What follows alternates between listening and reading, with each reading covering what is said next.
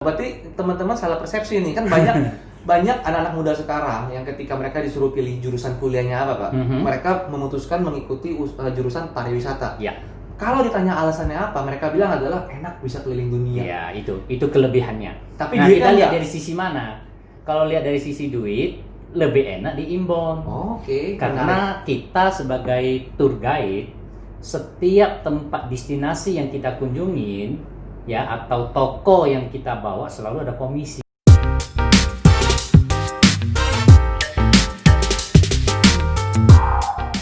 Halo guys, kembali lagi di channel PGP. Penting nggak penting di konten terbaru kita di PGP Podcast. Dan hari ini bintang tamu kita super sangat spesial nih. Susah banget ngundang beliau. Siap. Panggil apa nih? Dikenal di luar Pak? Pak Raymond, Pak Jani, Pak Raymond Jani, yang mana enaknya? Raymond dong. Pak Raymond ya. Iya dong. Oke, untuk teman-teman yang nggak tahu siapa beliau adalah senior konsultan pakar di bidang wholesaler hotel, benar Pak ya? Siap. Ini saya yakin teman-teman di luar sana banyak yang penasaran nih. Wih, apa yang mau dibicarakan hari ini? Oke, jadi hari ini saya sengaja undang Pak Raymond ke podcast yang sederhana ini, Pak. Ya. Saya ingin tanya-tanya, saya ingin mengulik-ngulik sedikit lebih dalam tentang bisnis dunia wholesaler hotel nih, Pak.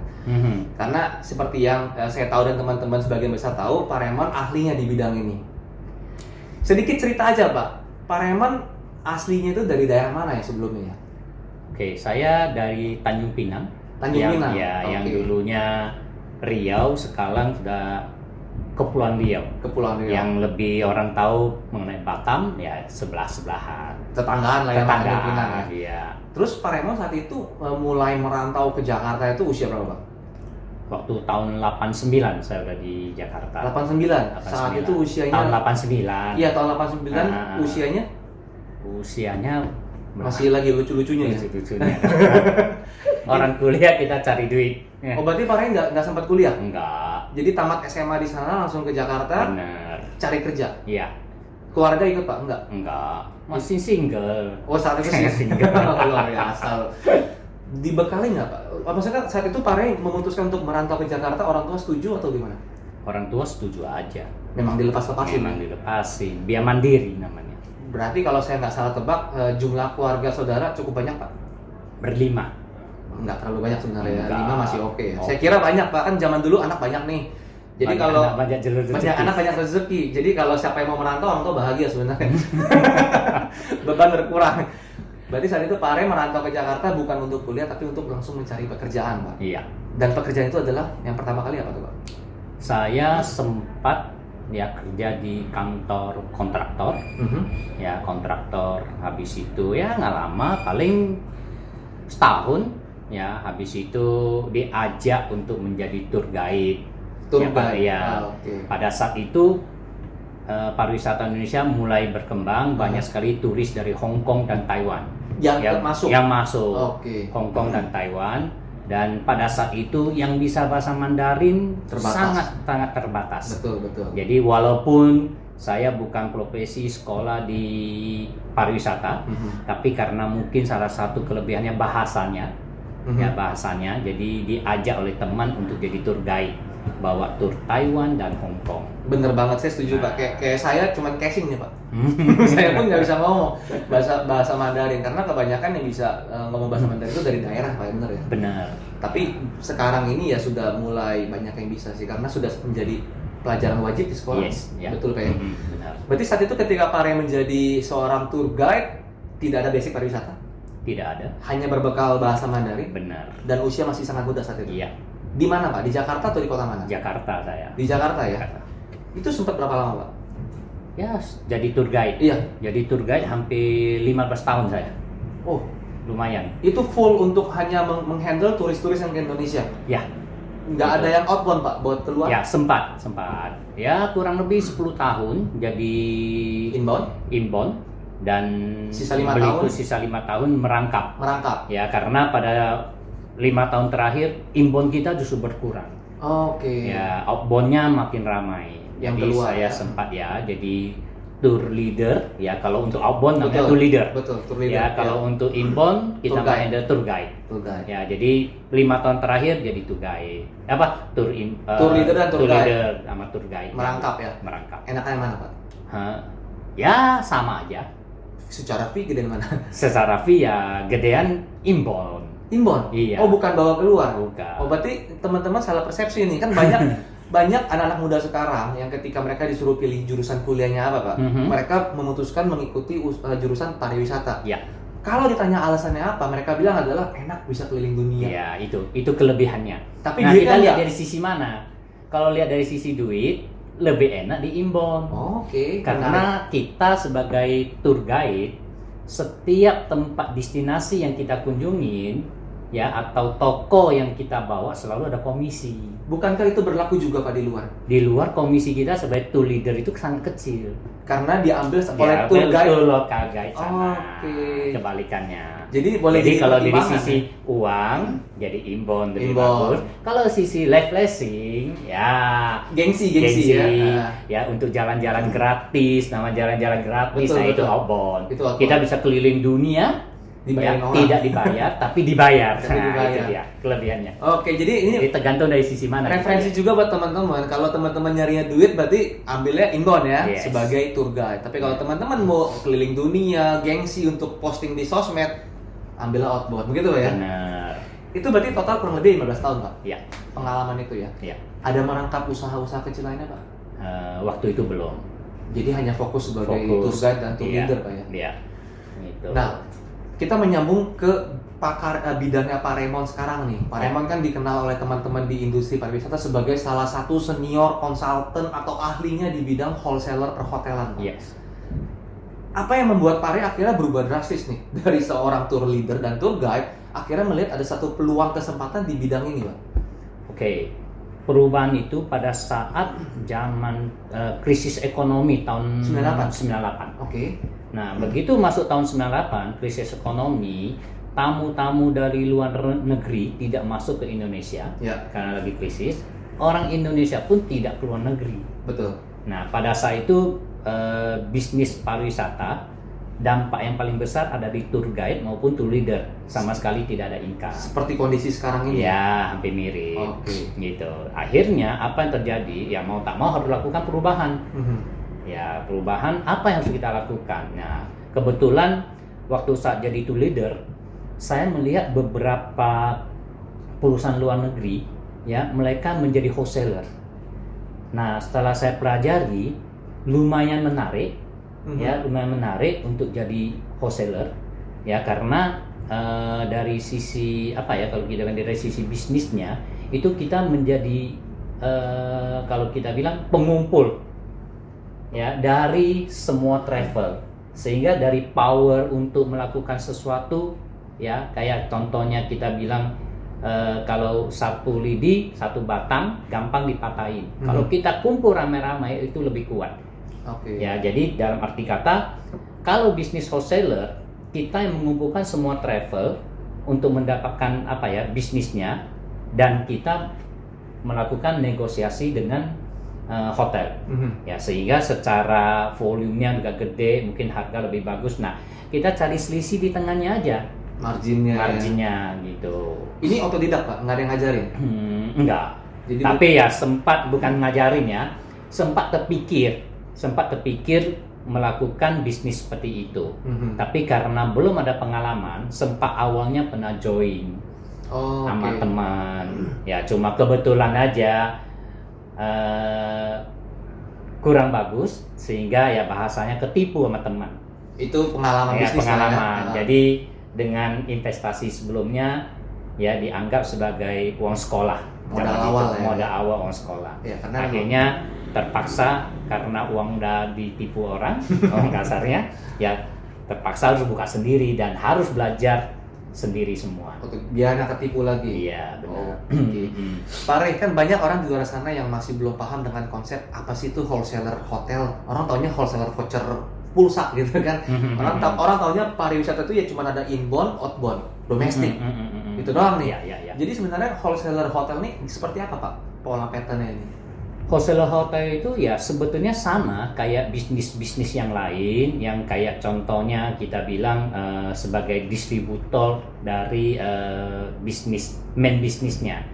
Ya, jadi kayak contohnya ya handphone, kita bilang yang biasa dikenal orang handphone. Handphone kan sometimes diimport oleh salah satu distributor. Betul. Nah, nanti dia baru menyebarkan ke semua Toko-toko. toko-toko untuk dijualin. Oke. Kira-kira gitu. Halnya sama dengan pabrik. Pabrik juga sering membuat produk, tapi mereka jarang direct menjual ke end user. Tapi mereka selalu lempar ke salah satu distributor, dan distributor itu secara wilayah mereka membagikan ke Toko-toko toko-toko kecil. Ya, jadi sebetulnya prinsipnya sama. Jadi hotel ingin menjual ke travel agent, tapi dengan jumlah travel agent Indonesia zaman itu mungkin bisa 10.000 travel agent zaman itu. Ya mereka juga tidak ada kesempatan atau waktu yang begitu banyak untuk mengunjungin semua satu-satu. Jadi dia butuh satu wadah atau satu perusahaan yang sebagai distribusi channelnya, kira-kira gitu. Jadi sebenarnya konsepnya mirip-mirip dengan bisnis apapun ya. Iya. Jadi di sini lebih wholesaler hotel adalah kita yang sebagai kalau bahasa simpelnya kita perwakilan teman-teman hotel. Iya. Untuk mendistribusikan produknya mereka ke teman-teman travel agent di luaran sana. Benar. Oh, berarti yang teman-teman awam tahui adalah travel yang mereka menjual voucher hotel, mereka bukan ambil langsung dari hotel. Ulang gimana? Yang orang awam tahui, yang orang awam nih ketika mereka beli voucher hotel di travel agent, ya. Berarti travel itu nggak langsung ke hotel kan? Ya, umumnya enggak. Via wholesaler. Apakah lebih murah, Pak?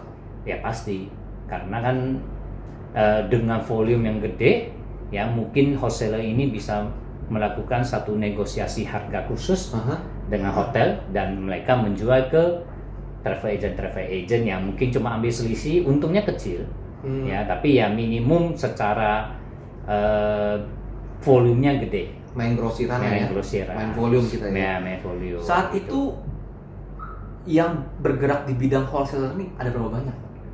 Waktu itu nggak banyak. Ya, wholesaler itu nggak banyak. Ya paling ada 2 atau 3 se-Indonesia. Oh ya? Iya. Itu kurang lebih tahun berapa, Pak? Tahun 2000. 2000-an. Ya, hanya 2000. Ada sekitar 2 atau 3 ya. Pemain wholesaler yang lumayan besar se-Indonesia. Sekarang Pak, kalau boleh tahu di tahun 2020 ini?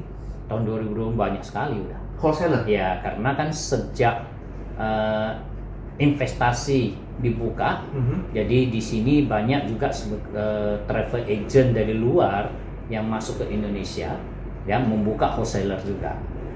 Oh, jadi nggak resmi produk lokal jatuhnya nih ya? Enggak.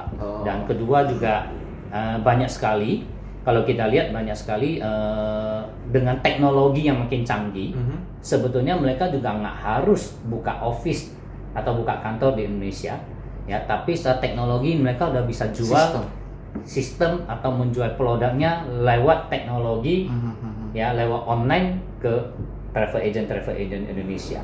Ya, jadi kalau sekarang banyak ini bukan karena ada penambahan travel agentnya atau penambahan wholesalernya, tapi karena dengan makin terbukanya teknologi mempermudah ya travel wholesaler dari luar yang masuk ke Indonesia tanpa harus buka kantor di Indonesia. Nah ini menarik Pak, kalau kita singgung masalah teknologi nih Pak ya, karena sepengetahuan saya, kita kalau flashback ke tahun 2000, saat itu saya rasa teknologi belum terlalu bagaimana, dunia sosial media juga nggak terlalu heboh bagaimana, dan setahu saya cara kerja zaman dulu adalah masih menggunakan fax email. Yes. Mesin fax gitu ya.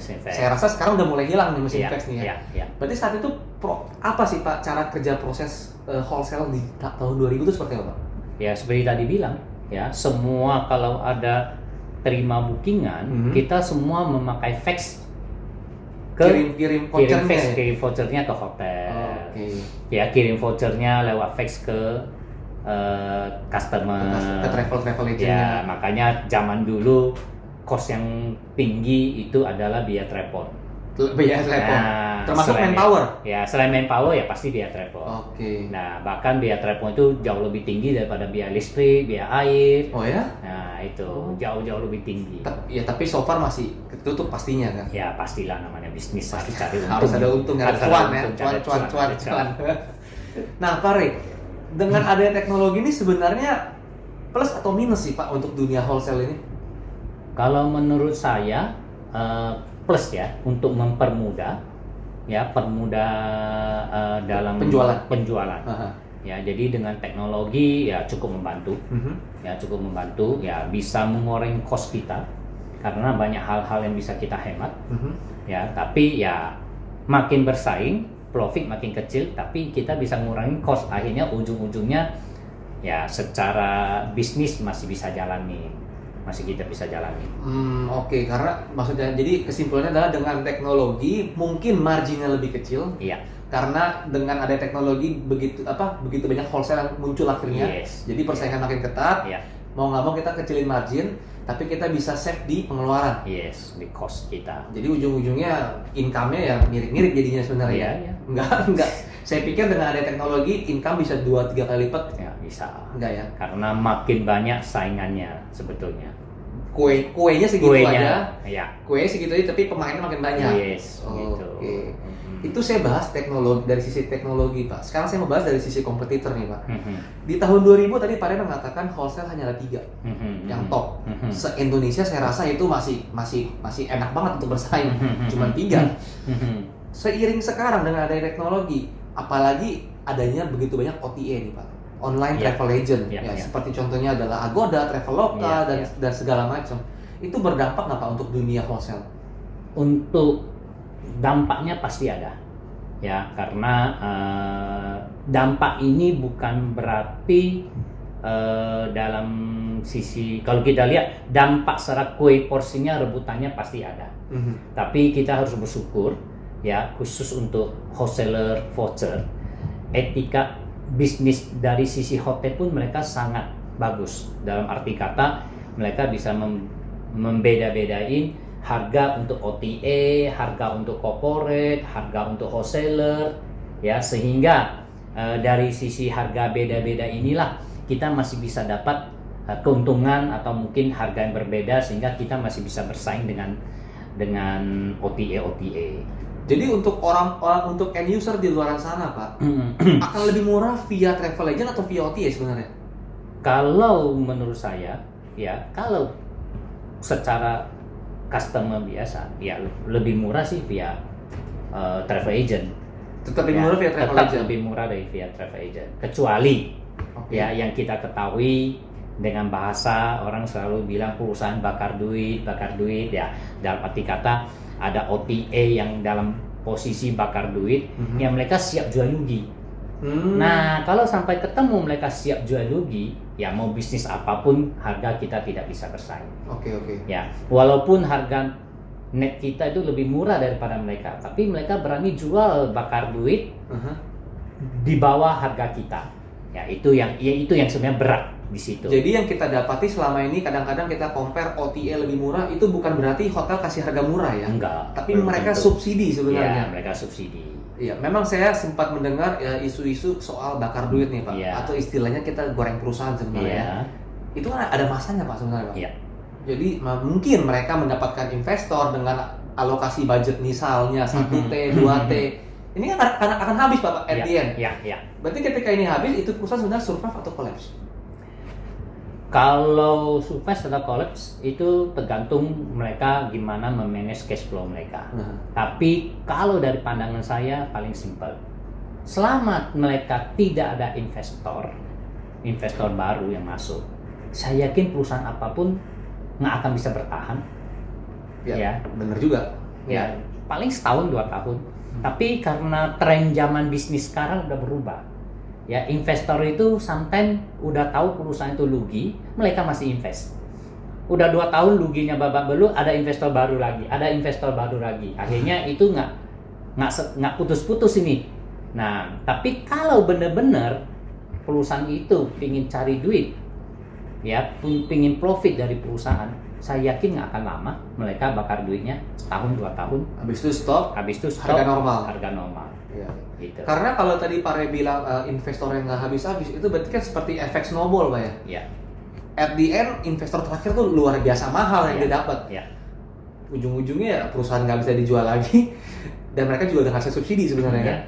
Oke. Ya. Jadi kita cuma harapin ya seberapa lama ada investor yang berani kekuatan untuk bakar duit terus. Itu yang kita tunggu. Jadi untuk teman-teman travel agent sebenarnya nggak perlu terlalu khawatir dengan ada OTA. Ya, kita sama-sama berdoa supaya nggak ada investor.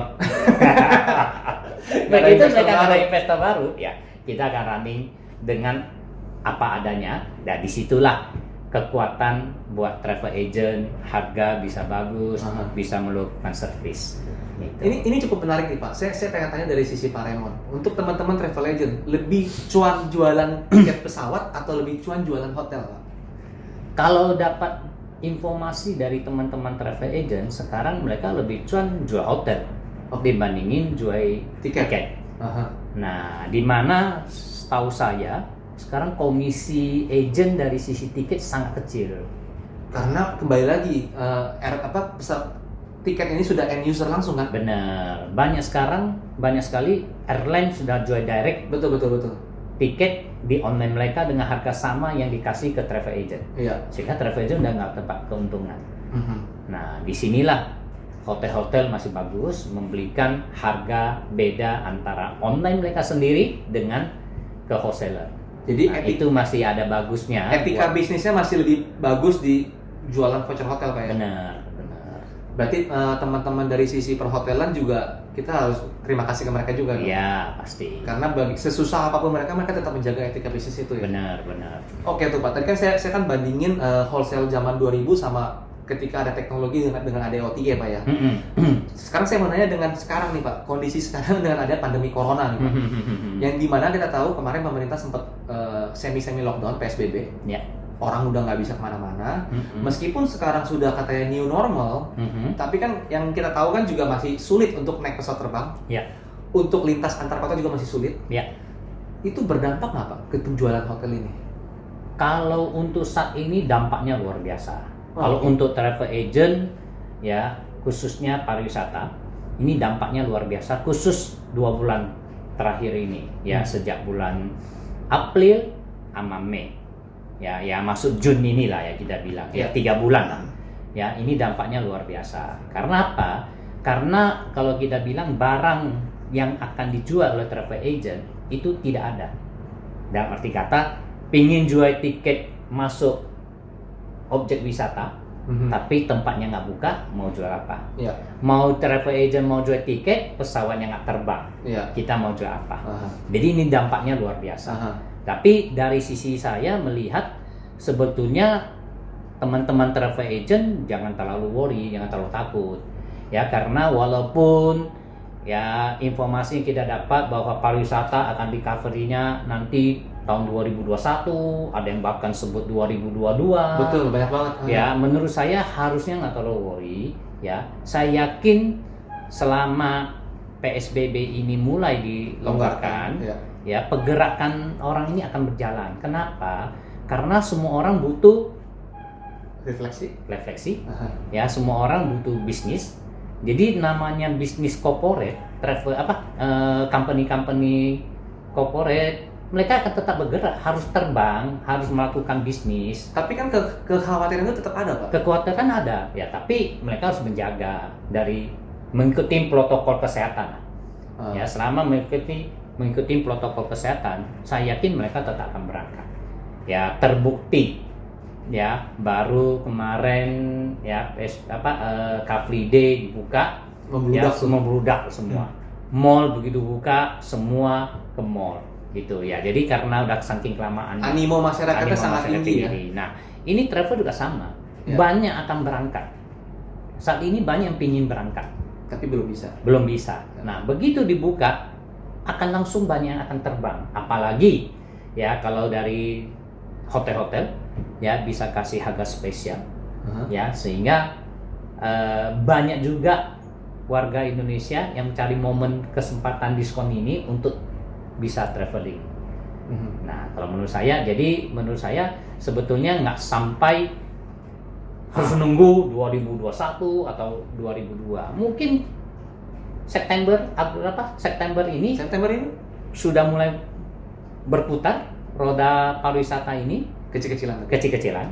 Ya, tapi ya seperti yang kita ketahui, jangan mengharapkan untung atau jangan mengharapkan recovery-nya mirip kayak awal tahun atau tahun kemarin. Jangan pikir. Yang penting ada transaksi yang penting ada transaksi bisa mengcover cost. Dari sisi strategi di bidangnya keahlian Pak Raymond dari sisi wholesale Pak, wholesale voucher hotel, langkah-langkah apa yang bisa dilakukan strateginya untuk menyelamati teman-teman di hotel dan menyelamati teman-teman di travel agent nih Pak? Oke, sekarang kan banyak sekali saya melihat hotel-hotel menjual voucher-voucher yang pay now, stay later. Iya. Ada juga yang judulnya besek tika, Iya. ada juga namanya Kreatif ya, pokoknya bahasa-bahasa Iya. ujungnya semua sama. Iya. Menjual produk yang akan dipakai nanti. Oke. Yang gitu. Nah, sebenarnya ini kesempatan buat teman-teman travel agent. Kita sekarang tidak bisa menjual barang atau produk yang dipakai sekarang, tapi kita menjual produk yang nanti dipakai nanti. Dan otomatis kan sebenarnya kita bisa jualan. Keuntungan apa Pak? Maksudnya harganya super miring? Banyak harga-harga hotel yang super miring. Ya, kita bisa lihat di brosur di mana-mana hotel broadcast harga-harga mereka itu rata-rata saya lihat cukup murah. Jadi ini sebenarnya satu kesempatan buat teman-teman travel agent untuk bisa menjual. Jadi ini kesempatan, bukan berarti dengan masa sekarang travel ini mati total, enggak. Yang penting punya kreatif untuk bisa menjual produk-produk yang akan dipakai nanti. Sebenarnya teman-teman travel ini harus lebih bisa melihat peluang Pak ya? Iya. Karena kalau tadi yang seperti Pak Raymond ceritakan, sebenarnya bagaimana fungsinya teman-teman travel agent ini mendoktrin end user, memberitahukan mereka bahwa ini sebenarnya momentum. Iya. Memang kita nggak bisa pergi, Ya. tapi ini saatnya Anda beli hotel berbintang Ya. dengan harga kaki 5, begitu ya? Benar.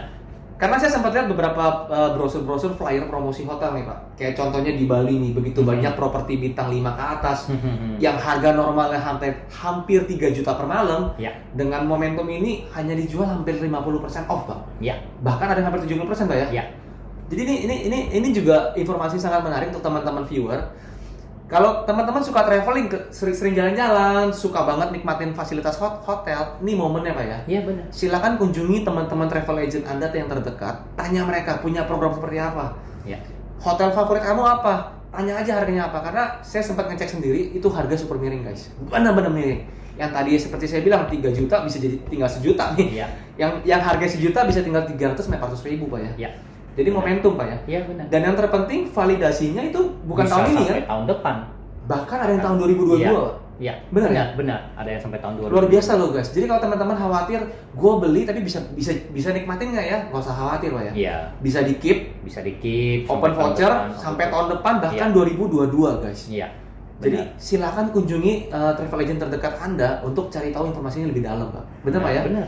Jadi peluang Pak ya? Peluang. Jadi ini yang dilakukan oleh wholesale. Benar. Memberikan peluang untuk baik itu hotel dan teman-teman di travel agent ya, agar bisa tetap muter transaksinya. Iya, benar. Gitu. Oke. Tapi menurut Pak Ray sendiri tadi secara pandemi corona ini September sudah bisa running secara kecil-kecilan Pak ya? Ya, kalau pribadi ya, saya pribadi berasumsi September ini mungkin sudah mulai bergerak. Karena perusahaan pun sudah mulai running. Iya, perusahaan korporat sudah mulai jalan semua ya. Dan kita bisa lihat airline juga mulai operasi, penumpangnya mulai airline mulai operasi, penumpangnya juga mulai naik. Nah ini berhubungan sama hotel. Begitu ada penumpang yang naik pesawat, otomatis hotel juga akan bergerak. Itu. Jadi parameternya dari situlah kita lihat. Tapi kalau kita ngomongin kayak tadi nih Pak, hotel, banyak hotel yang akhirnya menyediakan harga-harga super miring Pak. Ya. Di era-era seperti ini ya. Tapi menurut saya bukankah sebenarnya dengan ada pandemi corona ini cost mereka harus lebih mahal Pak? Karena dengan ada protokol kesehatan itu. Benar, ya. Cost mereka akan tinggi pasti. Tapi kan sebetulnya tujuan utama dari program ini adalah mereka mendapatkan cash flow.